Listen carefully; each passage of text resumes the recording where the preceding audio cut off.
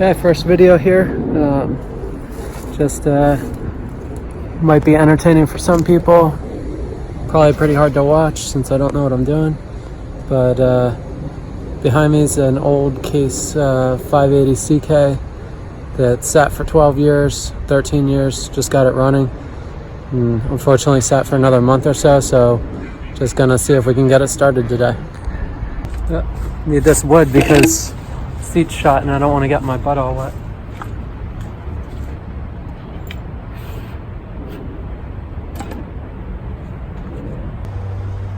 Haven't run this in 12, 13 years, so just trying to remember how.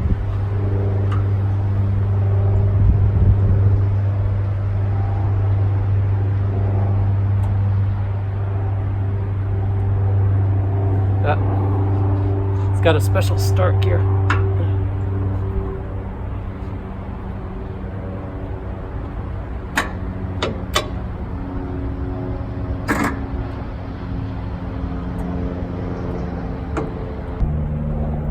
Alright, first problem, no voltage. Sounded like I had a little power and then whatever was left is done, so let's see if we can jump this. Alright, check this out. Got the only set of cables that I actually could find, and I think they're freaking older than the machine. These look like they're from the early 60s. I don't know. Carroll Cable Company. They're 12 feet and decent gauge, so probably better than anything you can get now. Comment below if you know how old these are. Looks old. See what we can do here.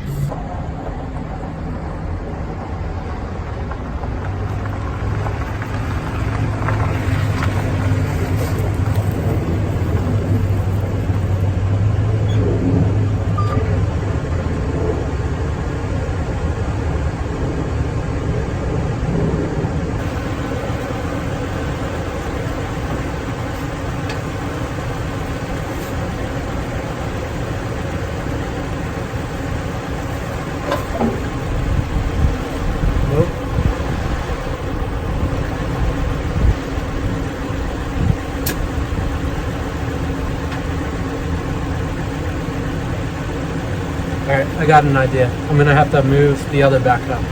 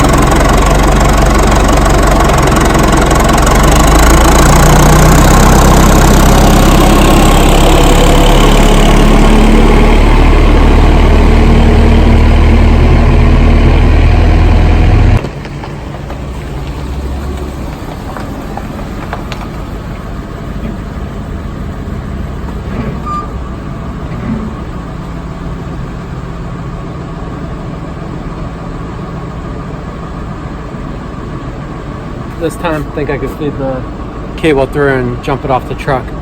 And I would have used the JCB, but if you've ever used one, you know the battery's a pain in the ass to get to, and the hood hinge on that's kind of bent, so it makes it even worse.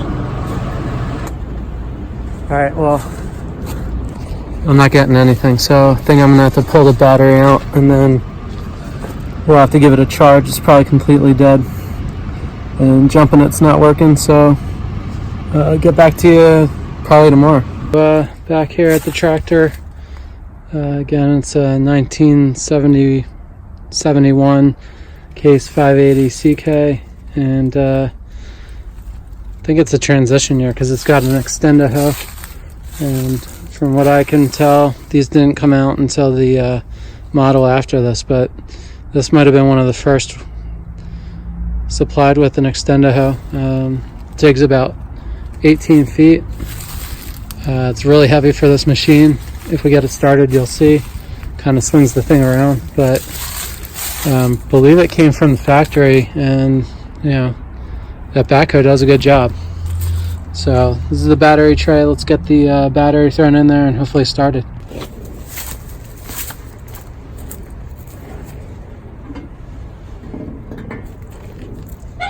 Battery tray.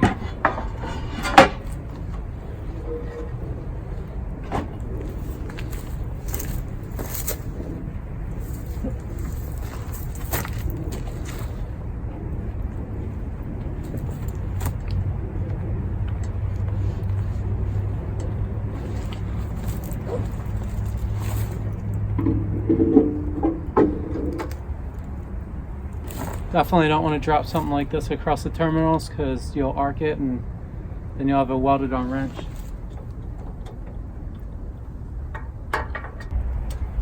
Alright, got the battery in. Let's grab the key and see if it'll start. The screwdriver, but got an actual key now. That's what you want to call this thing. Alright, first start in a month after 12 or 13 years, so this will definitely be a cold start. And the other day when I tried, it was almost 60 degrees. Now it's about, I don't know, probably in the 30s. And I don't think this thing has glow plugs on it. And if it does, they probably don't work. So let's see if we even have power.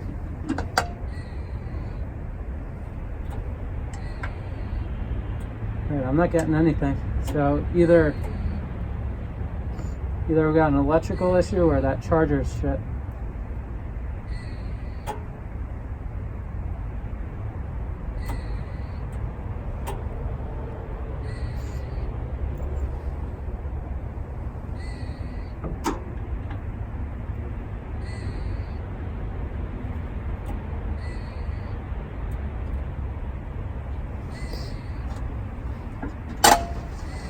Alright, let's take a look at the wiring. I mean, this is from 1970, so it's got some sketchy wiring in there. Alright, so just kind of looking over the wiring of this thing, and like I said, it's a little sketchy, and I don't know if this is like some sort of neutral safety switch.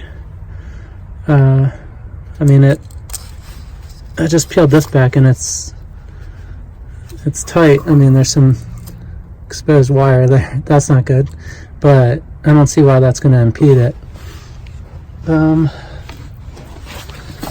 Let's see. Wiring looks alright going up into there. Go around to the other side.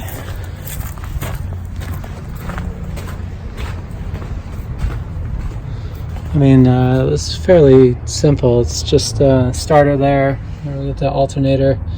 I mean, everything looks tight. And this starter is relatively new. So I'm kind of leaning towards those chargers are just crap. But let me give this one more shot. If not, I'm going to come back tomorrow with my charger, which I know works. We'll put the battery back on it and then, you know, go from there. We'll test the battery, and if that's good, then, you know we have a wiring issue. We got power. And gonna crank this thing over, see if it fires up. Here goes nothing.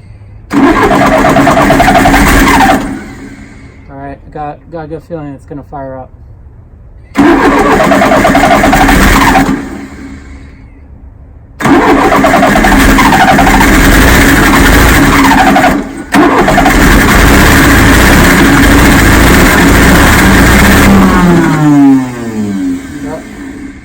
Alright, so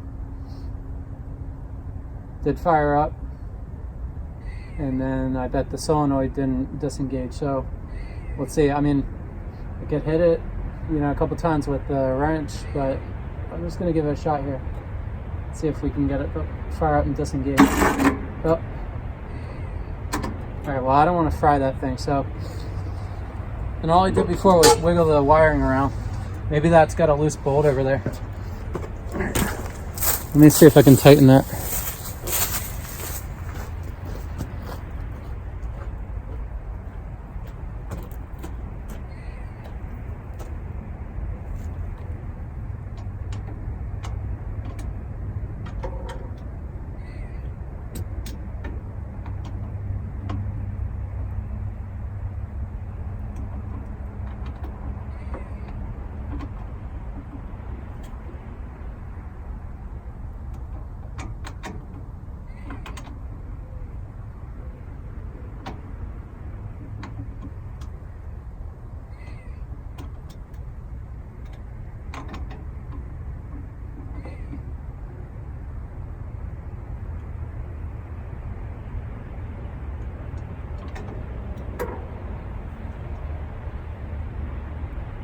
Alright. All I did is tighten the wiring to the starter and the solenoid. Give it another shot here. And I'm wearing glasses because who knows if this thing's going to leak oil all over the place, but I really don't want to get shot with hydraulic oil in the face. And if I do, I definitely don't want it in my eyes. Alright, we got power again, so here we go.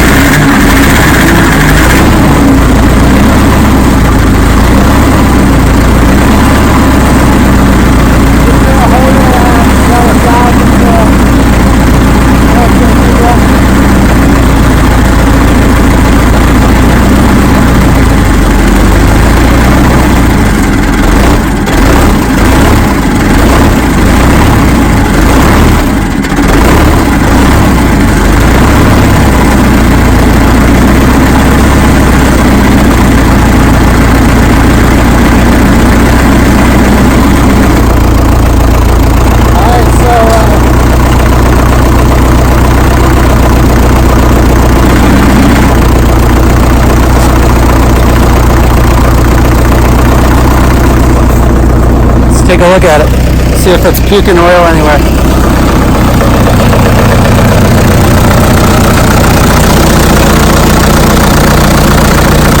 This thing's idling pretty good for having oil that's probably way too old in it and not really being run for about 12-13 years other than it started. I don't see any smoke, burning clean. This cylinder just got repacked. It's obviously pitted, but I don't see that leaking. This got rebuilt, and that looks good. I don't see any obvious leaks, so I think we should drive this thing. Let it warm up for another minute. Now I do want to change the oil in it, but I wanted to make sure before that I didn't have to fix any more of these hydraulic lines or repack anything.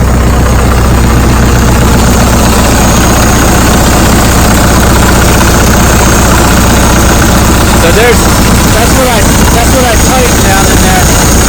That's the wire going to the starter and the solenoid.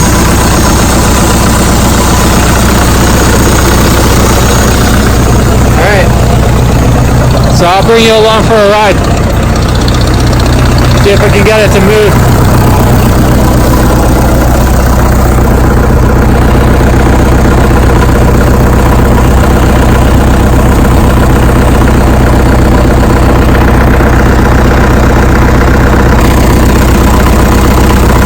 Alright, one thing with this machine too is that it's got self-adjusting brakes and they always lock up, so I kind of feel like I'm probably going to have to lock this thing to get it free. Hopefully it's not locked up, but that's really why I want to get it running. Because I just dealt with that and I hope to God they're not locked up again.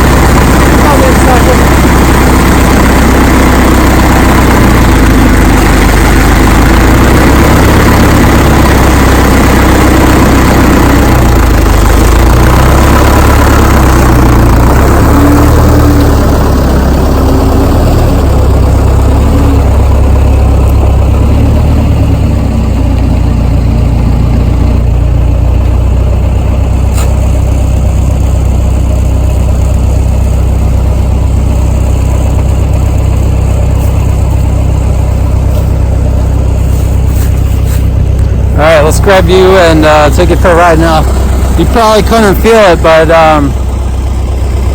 when you drive this thing, there's definite weight on the back end, and it's because this backhoe portion is just way too big for it. I mean, this is a 10,000 pound machine, and that backhoe probably weighs 3,000 pounds. I'm guessing. I don't know, but it feels like it. And probably way too much for this, but hey, I guess the Case engineers at the time thought it could handle it. But thank God the brakes aren't locked up. Let's drive it around the lot here a little and see how it does. I do have a temperature gauge, so I'm going to keep an eye on that. Hopefully it's working. And like I said, it needs an oil change, probably all the filters. I mean, the fuel filter, hopefully that's not full of water, but it's running good. So let's drive it, keep it from locking up on the brakes, and park it. In the next video, we'll change all that stuff.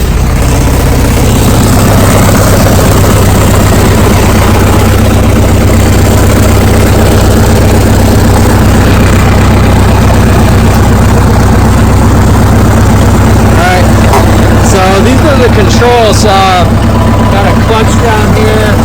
I'll see that on a lot of newer tractors. We got neutral, forward and reverse, hand throttle, front throttle down there, which feels like it's really sticking. Yep. Oh shit. Okay. It's sticking, but it's got a little bit of play in it, so I can hold it from stalling. It's just giving it a little bit more fuel. This controls your bucket. On the front, down is up. To the right is dumping, which they didn't really seem to want to do. Back is holding the bucket up. Forward is down. Like I said, this machine hasn't been working in a long time.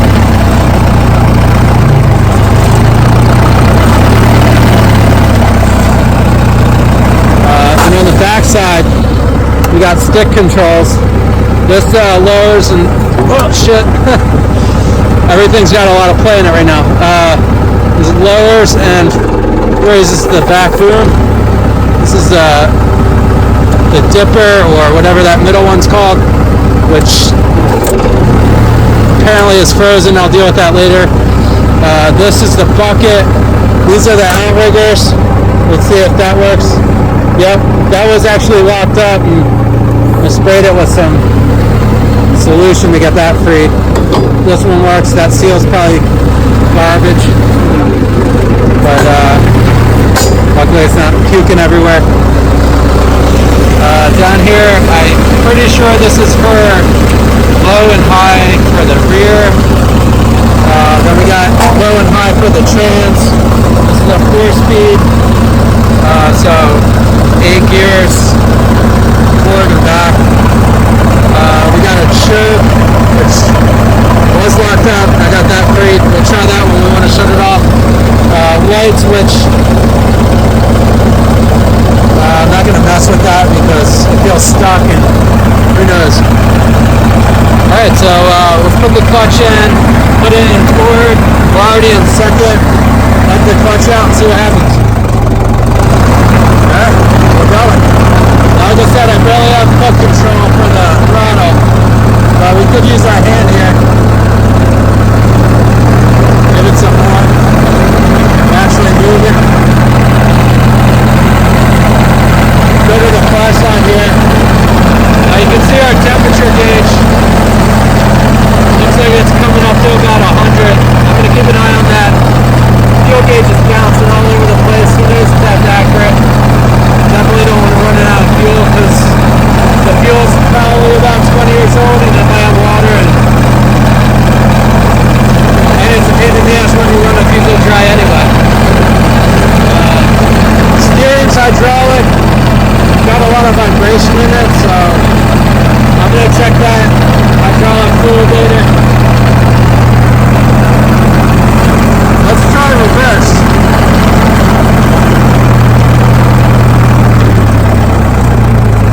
Alright. I kind of remember this idling. I'm just going to go off sound.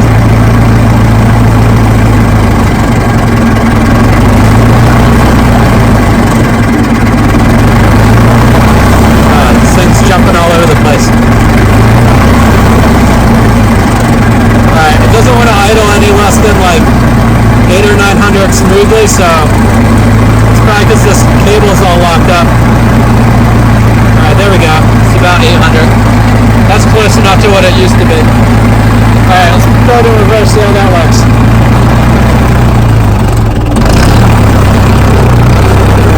Reverse works.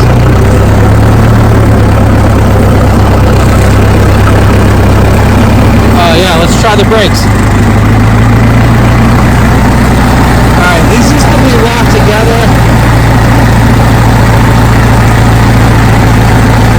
That doesn't want to return. I'm sure this spring needs to get adjusted. See, when I hit this left side brake, it just stays down. This is not locked. This is the right. There was a bar under here where my foot is. They'll lock the two together. They'll have to just say you can just hit them at the same time. I'll just use my foot in the middle for now. Let's go up a little and then try the brakes out.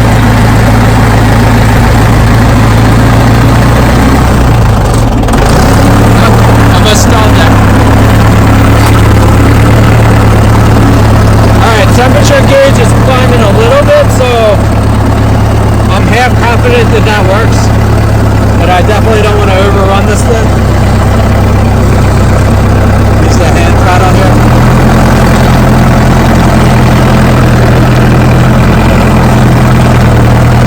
We'll have to free up this foot throttle before I do any real work on it.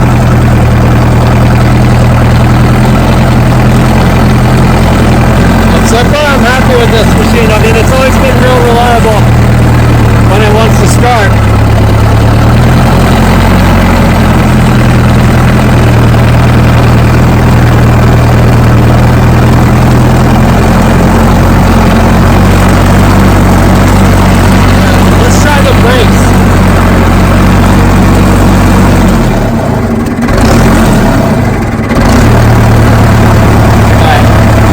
Get this pointed downhill and hopefully they work.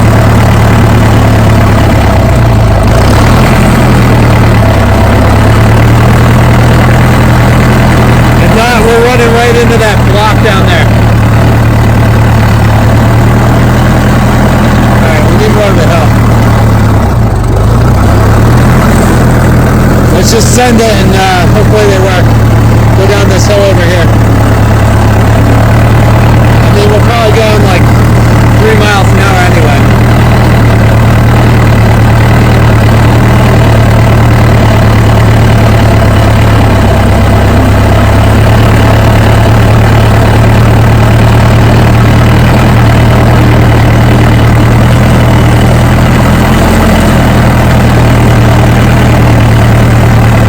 Alright, here's a decent hill. Let's try it.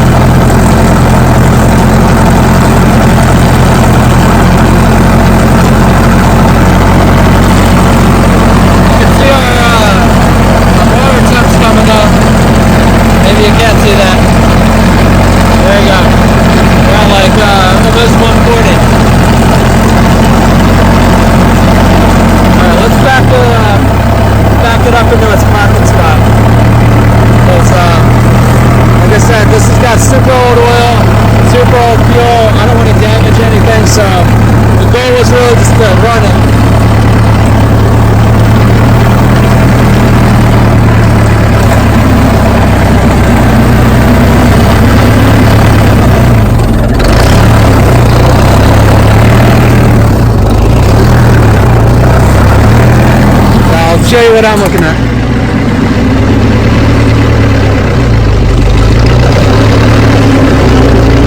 I always like the sound of this this motor. It's 188 cubic inches. Obviously no turbo, which I like. I think it's got like 53 horsepower. I mean, it's enough. Alright. Well, I don't know where the lock is for the boom, so I'm just going to lay it on the ground. That way we can work on it if we have to. I mean, I need to free this up. Let's see if we can actually just extend that. Yeah.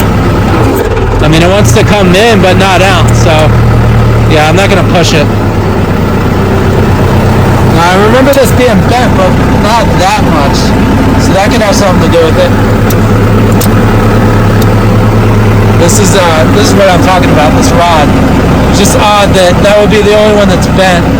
I don't remember it being bent. These are all straight, so now when I push this way, the way I want to, that's where all the play is. So I have a feeling that we're going to have to take this out, straighten it out, put it back in, and see why it bent in the first place. But we'll just lower it from this side. Hopefully we won't drop it as fast as last time. There you go. Like I said, that cylinder just got rebuilt not long ago. Alright, we're on the ground.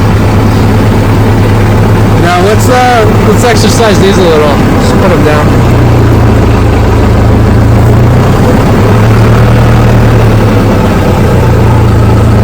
I don't like that oil on the end of that ram, so I kind of feel like that's leaking. Probably need to get repacked. Alright, temperature's at 140. This thing always ran cool.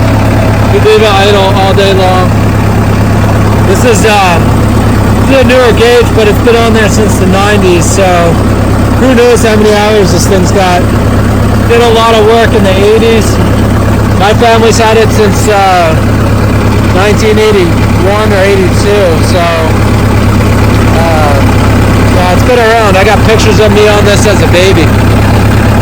Put the bucket down, and hopefully that choke works. Otherwise, we'll have to stall this thing out. Alright, idle it down.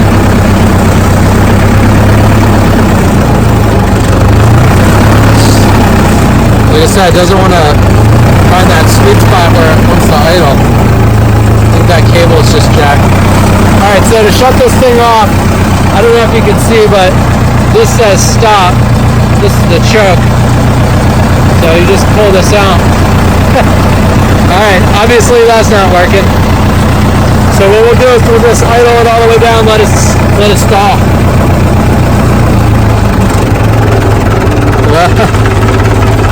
Alright, so we'll put some pressure on the hydraulics. It's not going to be able to handle under like 400, so here we go.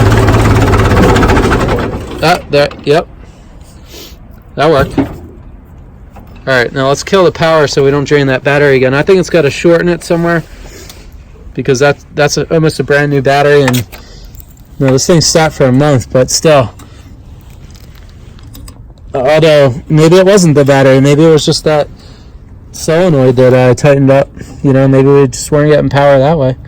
Who knows? If you know, maybe you can leave a comment. I'm gonna shut it off with our key here that barely works because we used a screwdriver for so many years. So there we go. Old girl still running. Pretty satisfied with that. Next video we'll draining all the fluids maybe, and changing out those filters. I just got to order them. So that's it. 1970-71 case. I think it's a 71. But once we get it running smooth and I'm confident that we're not going to damage anything, I'll start running it. And I always liked using it. There's no rollover, but you got awesome visibility. Only problem is when you break these hoses, you get sprayed. So again, that's why I'm wearing the glasses. I've seen it, not while I was on it, but I've seen people get sprayed by this thing, and you can see that these are not all confident inspiring. So that's on the list. We got a lot of work to do on this thing. They're not worth much, but we've had it forever, and it's a good machine, so best to take care of it. All right, till next time. Thanks. If you want to see the videos, subscribe and hit a like.